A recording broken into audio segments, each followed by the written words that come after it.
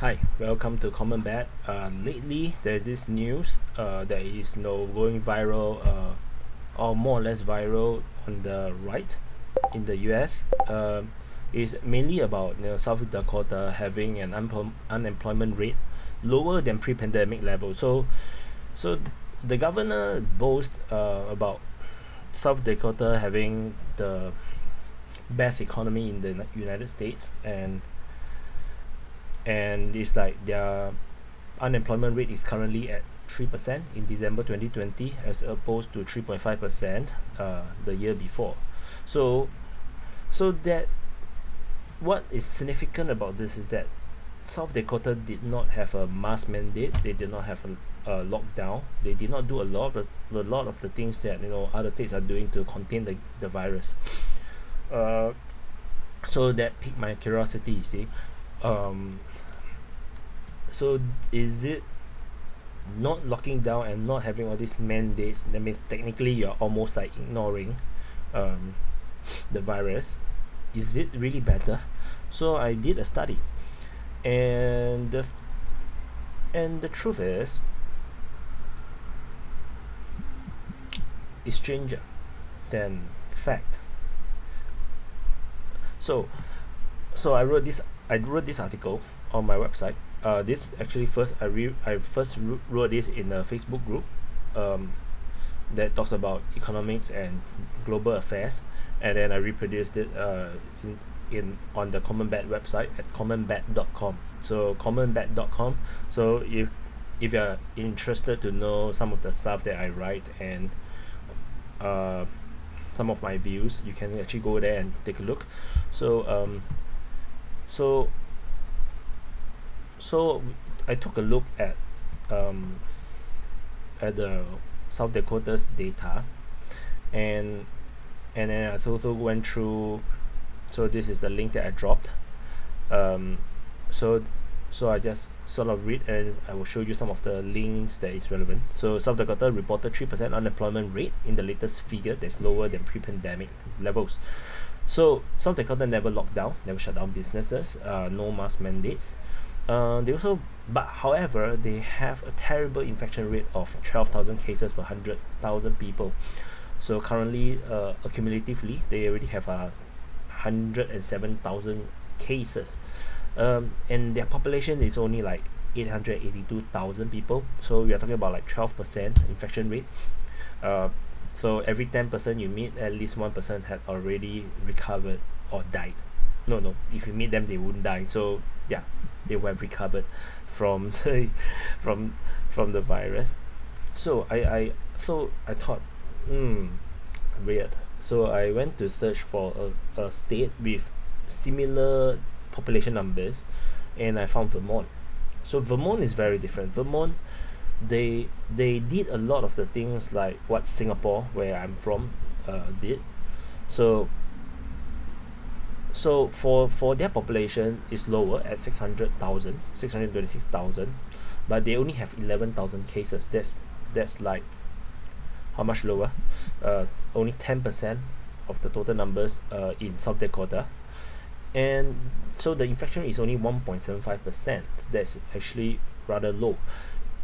And what's significant is that Vermont also have very low unemployment at the moment at 3.1%. So at the height, so when in April, when Donald Trump asked for the national lockdown of sort, the recommendation, so there are in Vermont, the unemployment hits 15.6% in April, and then dropped to 12.7% in May. And in contrast, South Dakota, uh, in April was 10.9%. So despite they did not really do any lockdowns and all these things, their unemployment also increased, and then 9.4% in May. Although this, I believe, there's something to do with the benefits that comes with the being unemployed during those times, because of the bill that pays people for being unemployed due to the virus. So a lot of people just quit their jobs. So when I look at the pandemic history, so on the Wikipedia page, that details a pandemic in Vermont. They did a lot of things that is similar to what we do in Singapore. They had a 1 to 2 month lockdown. In Singapore, we did a 3 month lockdown. So in Vermont, they did a 1 month plus lockdown, and then they slowly reopen up in phases, and they also have a proper contact tracing program in place, which a lot of states do not have. So since then, Vermont did not do any more additional restriction or lockdown. So so I think it's even more lax than I think in Singapore. I think in Singapore we still have quite a number of restrictions, but we have gradually opened up quite a bit. So this is interesting because these two states have very low unemployment, but they have totally two different approach, and we can totally see it in the infection numbers.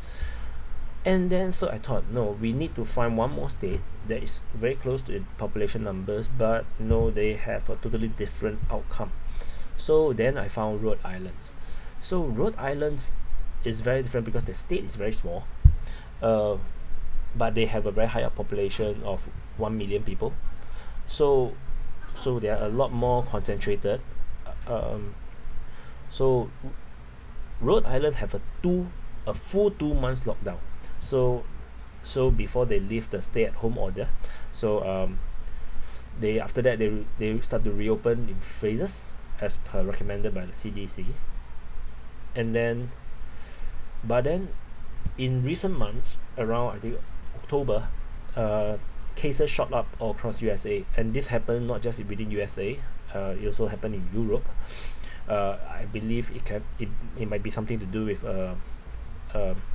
evolution of the virus to become more infectious, which is quite common. So the restriction returned in early November and accumulated to a 75% lockdown by end of November. So because October the numbers started to shoot up, they started to start to do more and more restriction across November in reaction, and then by the end of November the lockdown is like 75%. So like only 25% of the people can go to school, going to restaurant, I think only 25% sitting or this kind of thing, which maintained till today. So however, when you look at the number of cases, they are at 108,000, which is very, very similar to South Dakota. And then they have over 2,000 deaths. So 2,000 deaths versus South Dakota's 1,700 deaths. In Vermont, they only have 170 deaths, which is against them only 10% of South Dakota. So this is kind of weird, because the stunning thing is that in Rhode Island, the unemployment rate in December 2020 was 8.1%. So when you contrast it with Vermont and South Dakota, they are at like pre-pandemic levels already. So at around only 3%, that's really very low. There's like nothing is happening. But then in Rhode Island, they have like a over 8% unemployment, and the limited lockdown actually increased almost 1% of unemployment because of the additional restrictions. So to provide some context, the national unemployment in US is 6.7%. So they are way above average. So this is really weird. So what did I write? The cases spike later. Okay, so this is where so you can actually look at the trend. Please note that this is the days from the moment they start to have their first cases. This is not dated, so that's why you can see that the lines actually ends on different days. So if you look at South Dakota, because 10% of the people have already caught it, so there is some kind of limited herd immunity going around in South Dakota. So you can see that despite the steep rise in October, and this jump is I think this is due to one of the mass cluster at one of the factory. So they caught like 1,000 over cases in a single place. Other than that, you can see that it's actually slowing. The number of cases is actually slowing, but it's still a huge number. But if you look at Rhode Island, ever since the spike up, it doesn't seem to be slowing at all. It just keep going up. So, and in Vermont, you can also see that the trend is actually also an upward trend. Although a bit that is really at a very low number, um, this, but they are still increasing quite a bit. So I think this is the wrong place. United States, Vermont, I think South Dakota. So you can see, this is deceiving because this all seems very low, but you must know that this line is actually 2,000. So they have that one day that had like over 7,000 cases. Then after that, they're actually slowing. You can see the numbers are dropping, from around 500, to now it's around like 100, 200 on average. Um, so you look at Vermont. So you see the bars are a lot higher, but you can see this is only 250. So you can see that the trend is upwards from October. It's trending upwards to an average, I think average around 120, around there. So the worst is yet to come for Vermont, I think. For South Dakota, I think the worst has passed. And then we have Rhode Island. So Rhode Island, you can see that the number is like an oval shape. It seems to slow down a little bit, but we are still at maybe 800, 900 on average. So the entire theory that South Dakota, without doing all the lockdowns and stuff, actually save their economy and ensure that people don't lose their job, might have some basis. But Vermont also proved that, with good policy, good containment measures, and good enforcement, you can save a lot more lives, have a lot lesser cases, but still have a very strong economy. So Rhode Island, yes, I know that it's a very high, very compact state with a lot of people, but we can see that things are going to hell there. So not just you have a lot of deaths, you have 2,000 deaths, you have like hundreds of thousands of people catching the virus, and you have terrible unemployment rate. So I'm not too sure what to make of this. I just thought that it's really curious. So I did write the conclusion that, other than the obvious that a sparser population and strong containment measures make a difference, this economic versus pandemic balance is one that's harder to justify and quantify.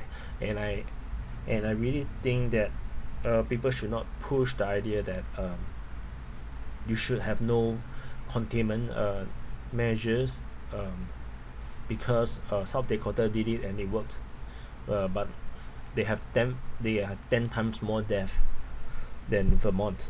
So that's something to consider. Although Vermont, looking at the graph, you can tell that things are only going to get worse for them. So let's see. This is something that I just want to share. So we don't want to propagate fake stories or fake news or fake rationales when it comes to the virus. I think it's very dangerous.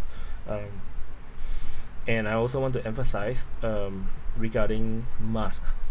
You should wear mask if possible, especially you cannot avoid other people, because I know that there's a lot of the places in the United States do not have mask mandates. But if you are close to people, just wear it. If they are away from you, you want to take down, I think there's not a lot of harm. But I think there's more. Mask is just a very politicized thing. The more important thing is actually to wash your hands. Always wash your hands whenever you can. Every time you see a sink, you see a sanitizer, sanitize your hand. Every time you see a sink or you see a toilet, go and wash your hands constantly. And if you know that you haven't washed your hands for some time and you have touched the railings or lift or elevator buttons or whatever, don't touch your face with your hands. That is more important than the mask. So the moment you realize that your hands have touched a lot of things, don't even touch your mask. So go and wash your hand first. That's way more important, because that's how you get infected. It's not the mask. the mask is prevent you to infect other people from the excretions and maybe the vapors and droplets from your mouth and nose. That the mask is to protect other people from you.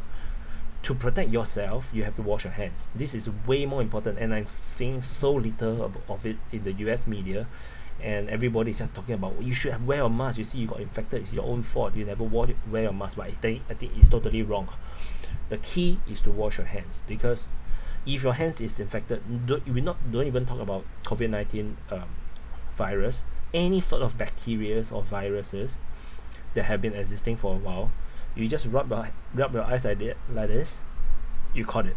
Especially your eyes, because in the eyes there is no mucus there's like what we have in the nose or the saliva that is in the mouth that will kill all these external bacteria or even viruses, although viruses is much more harder to kill. But like bacteria, so we have the mucus to catch them, and also the saliva to kill them, because saliva is actually antiseptic. But for our eyes, we don't have anything that protects the eyes. So basically, when you rub your eyes, the virus or bacteria will go straight into your system, and then that's where you fall sick. Although a lot of the viruses and bacteria sort of died out, it seems, because of all this lockdown and mask wearing. But COVID-19 is still around, so don't rub your eyes. And if you don't touch your nose, don't do this. I know I'm doing a lot of this because my nose is itchy, but I'm at home. But if you're outside, if you have touch a lot of things, wash your hands first before you touch your face. So I hope this helps. I hope this brings some context. It's very different from some of the conspiracy videos that I've done. So from soon I'll be adding some intro video in front of the videos to differentiate between the more factual ones that focus on United States, and also the conspiracies, so that it's a bit clearer to you that what I'm talking about. So this is not conspiracy, this is all factual things, and whatever I advise you regarding washing your hands, that's also something you should follow. So the next video should be something to do with conspiracy. I hope to see you soon, and please like and subscribe. Please subscribe, because I need 1,000 subscribers. So please help to subscribe so that I can monetize my videos. So please help me.